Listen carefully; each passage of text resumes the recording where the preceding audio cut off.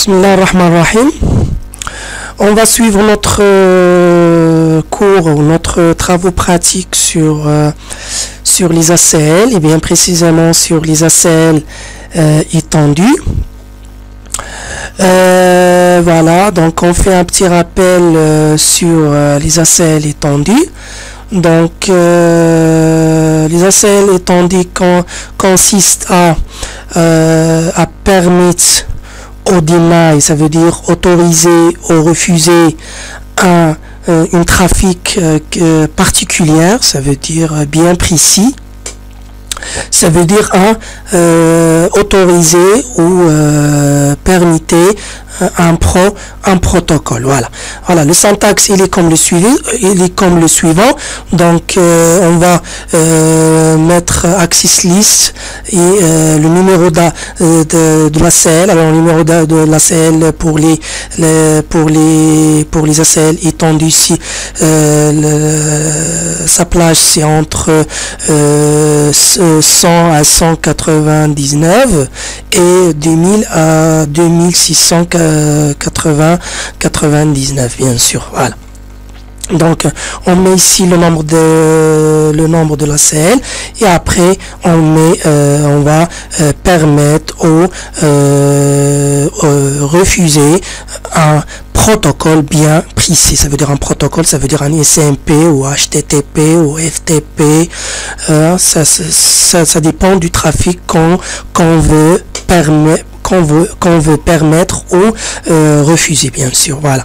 Et après on met l'adresse source, l'adresse source, ça veut dire l'adresse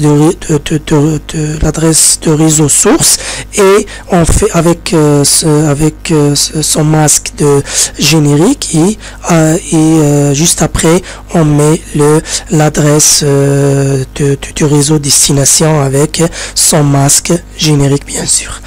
Et juste après on place notre ACL dans le routeur qui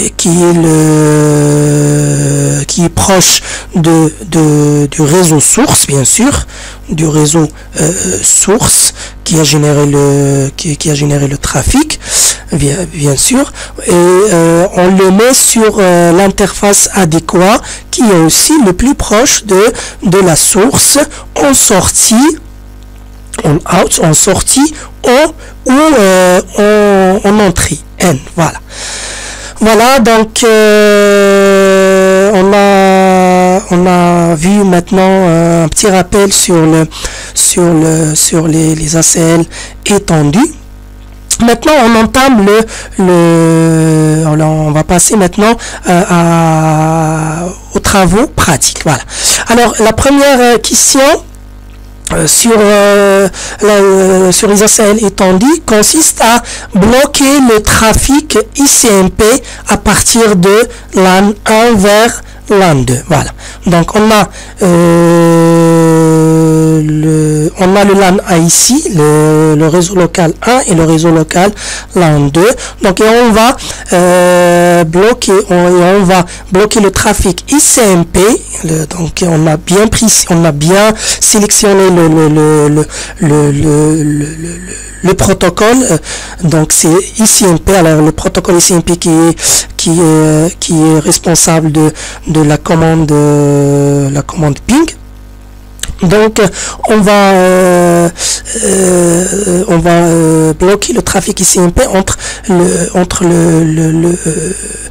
ça veut dire à partir de LAN 1 vers le LAN 2. Voilà, vers le LAN 2. Alors tout simplement, qu'est-ce qu'on va faire? Alors ici, de LAN A vers le LAN 2, ça veut dire à partir de LAN A vers le LAN 2. Alors le LAN A c'est le réseau source et le LAN 2 c'est le réseau destination. Voilà. Donc alors comme comme je vous ai déjà dit que les réseaux, les ACL standards, on les met sur le routeur qui est proche de source. Donc ça veut dire on va mettre cette ACL sur le routeur R1 et bien précisément sur l'interface Giga Ethernet. Voilà, sur l'interface Giga Ethernet 00 qui se trouve ici. Voilà. D'accord. Donc voilà, on entre au routeur. On entre à notre routeur, donc enable. Alors conf t. Voilà, donc on va créer cet ACL. Alors axis list. Le numéro de l'axis list, ça sera par exemple 100.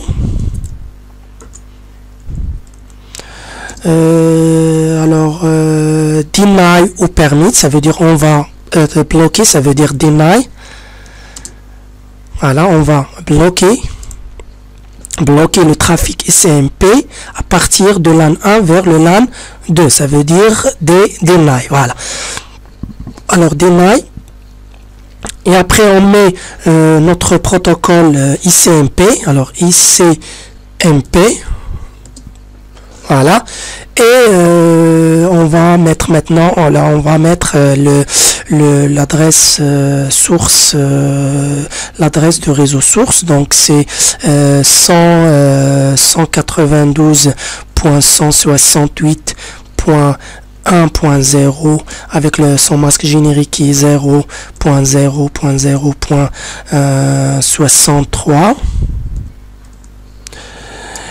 Et après on met l'adresse du réseau destination qui est 168.168.1.64.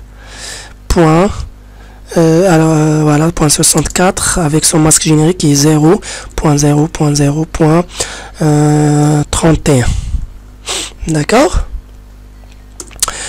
Et bien sûr, donc on a fait ici axis list ça veut dire on a créé l'ACL 100 qui va bloquer l'ICMP, le protocole ICMP de passer ici sur cette routeur là, sur le routeur R1. Alors qu'est-ce qu'on va mettre maintenant? Alors on va permettre les autres trafics. Voilà, donc on va mettre axis list 100 bien sûr, et on va mettre ici permits.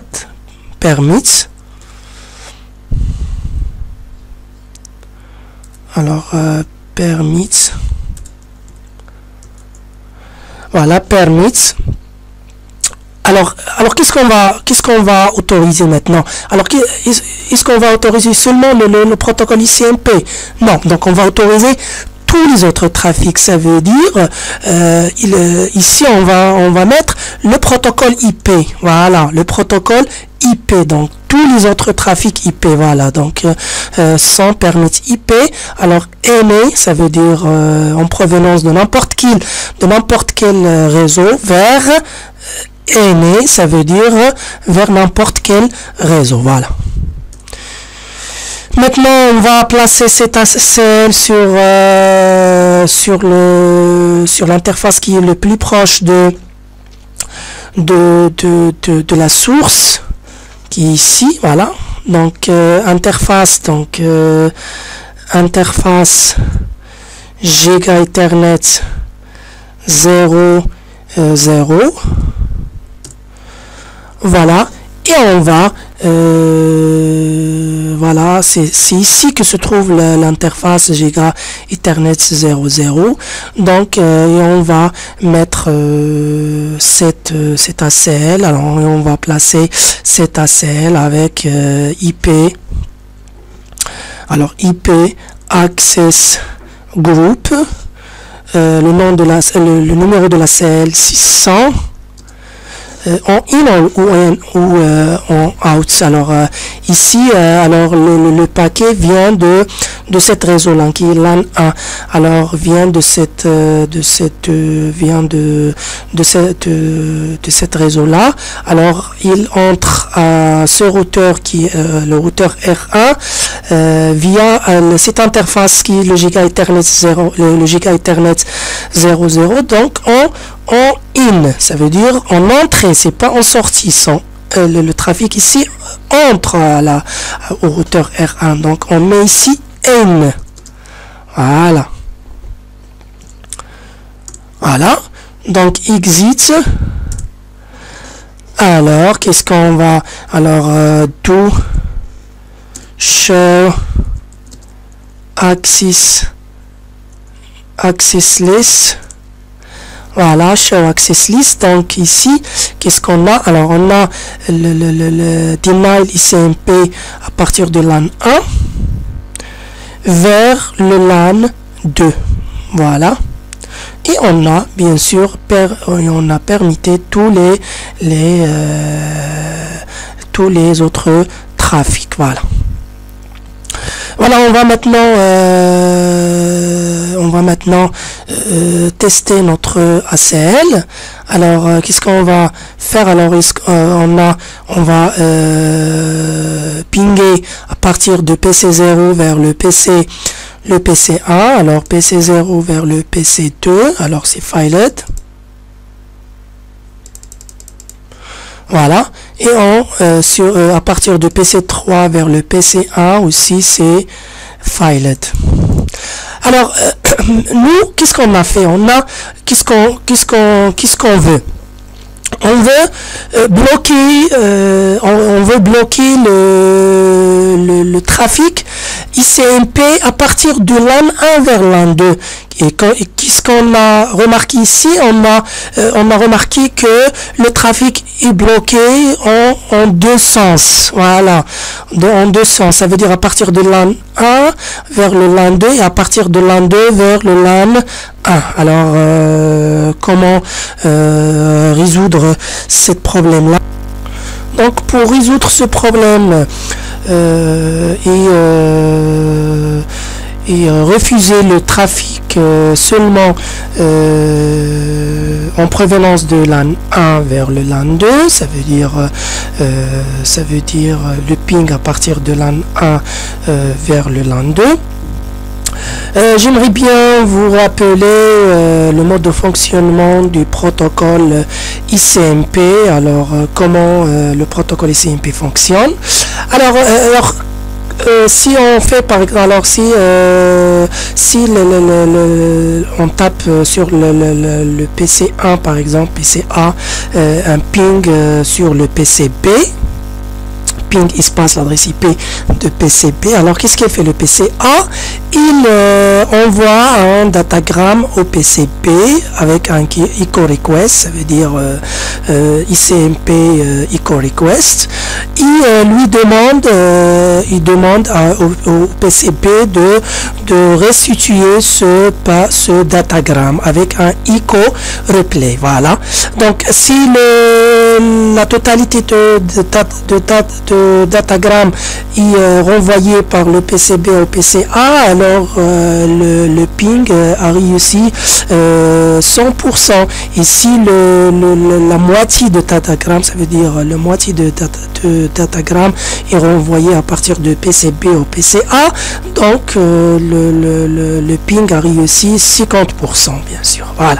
Voilà, donc c'est comme ça que ça marche, que ça fonctionne le protocole ICMP. Voilà.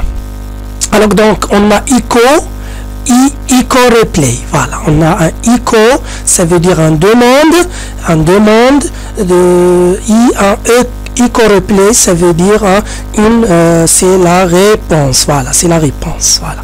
Donc alors pour bloquer le trafic ICMP en provenance de LAN 1, LAN A, de LAN 1 vers le LAN 2. Alors qu'est-ce qu'on va faire? Alors on entre au PC au routeur R1. Alors qu'est-ce qu'on va faire? Alors enable conf, alors show access list. Show access list. Alors qu'est-ce qu'on a? On a l'access list ici, numéro 100. Alors on veut pas, on va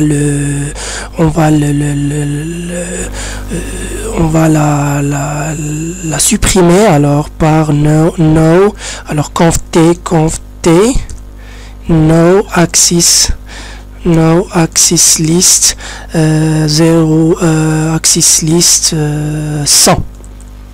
Voilà, donc maintenant to show access list. Voilà, il n'y a plus de l'access list maintenant. Donc on va créer l'access list 101 par exemple, ou la même 100 parce qu'il est déjà placé sur l'interface adéquate. Donc 100 ICMP. Alors le protocole c'est ICMP, l'adresse source réseau source c'est LAN 1, donc 192.168.1.0 avec le masque générique 0.0.0.63 vers le réseau 192.1.1.64. Voilà, 64 avec le masque générique 0.0.0.31. Voilà. Mais on ajoute ça veut dire soit ICO. Donc on fait ici le point d'interrogation. Alors qu'est-ce qu'il donne? Alors il donne rien. Donc on ajoute soit ICO, soit un ICO replay. Donc on fait le test avec un ICO. Ça veut dire un ICO. L'ICO ne peut pas traverser le routeur. Voilà. L'ICO ici c'est deny.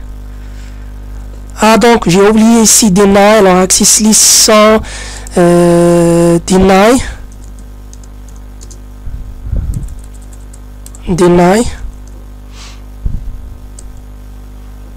Voilà. Alors deny.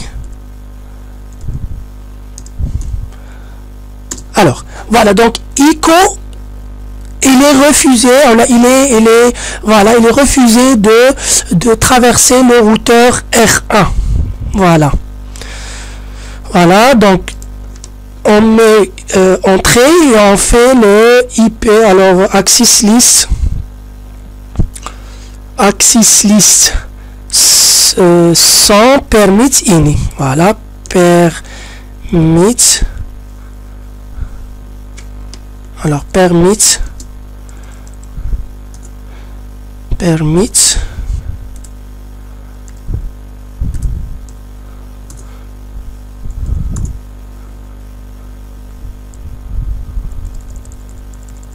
Voilà, access list sans permit IP. Donc on va autoriser tous les autres trafics. IP access ini. Voilà. On fait maintenant do show access list. Donc do show access list. Voilà, donc notre ACL 100. Alors il est refusé il refuse le trafic ICMP. Voilà, ICMP en provenance de l'adresse du LAN 1 vers le LAN 2, mais en ICO, voilà, et permettait tous les autres trafics. Donc on fait le test maintenant.